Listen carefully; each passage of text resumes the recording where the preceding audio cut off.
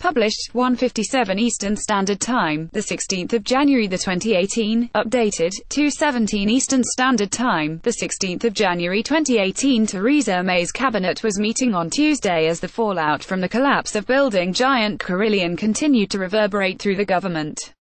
Top executives face investigation after the firm's demise put thousands of jobs at risk and saw the government heavily criticized for its role in the debacle. Labour leader Jeremy Corbyn said Carillion's collapse was a watershed moment that should bring an end to rip-off privatisation of public services. Jeremy Corbyn, the collapse of Carillion is a watershed moment. It is time to put an end to the rip-off privatisation policies that have done serious damage to our public services and fleeced taxpayers of billions of pounds. Posted by Jeremy Corbyn on Monday, 15th of January 2018, the government has been heavily criticised for its role in the collapse of Carillion. But after attending a meeting of the government's Emergency Planning Committee (COBRA) on Monday night, Cabinet Office Minister David Lidington said efforts to deal with the crisis had gone pretty well. He said, "The message today was that day one had gone pretty well, people were turning up to work, we had not had reports of any serious disruption to service delivery. But we also had a report from PwC, who are working as the special managers for the official receiver, that took us through the advice they are providing to concerned employees and contractors on their website and through their helpline. And it was an opportunity for ministers just to test what is going on, what sort of concerns are being expressed, and to decide how we should best address those and provide the reassurance people want."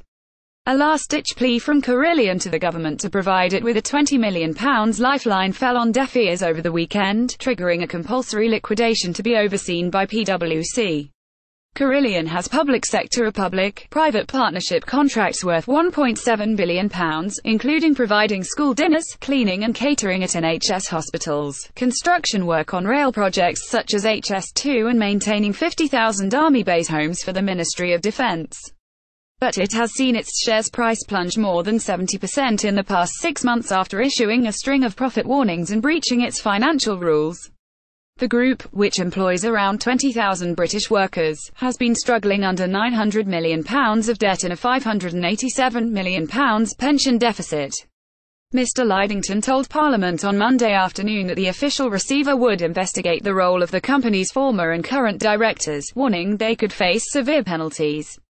He spoke amid growing anger at bumper payouts received by former chief executive Richard Howson.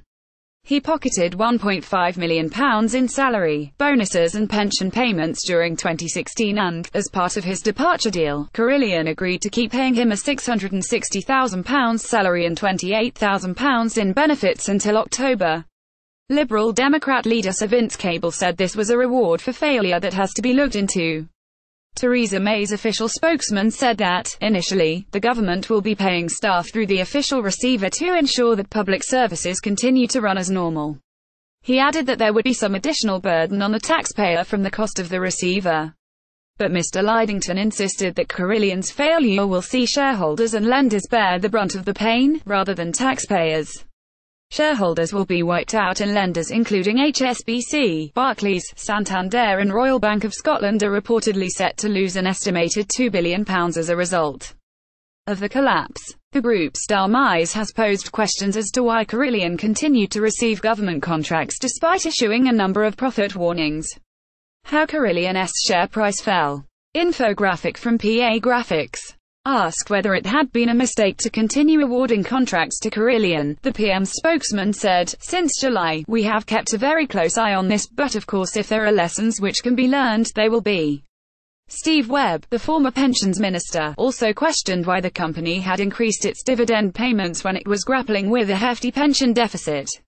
In a tweet, he wrote, 2016 Carillion annual report says dividend has increased in each of 16 years since formation of company. Is this really acceptable alongside a pension fund deficit over £500 million? 2016 Carillion annual report says dividend has increased in each of 16 years since formation of company. Is this really acceptable alongside a pension fund deficit over £500 million? Steve Webb at Steve Webb 1 January 15, 2018 Carillion retirees already receiving their pensions will continue to receive payments, the government has said.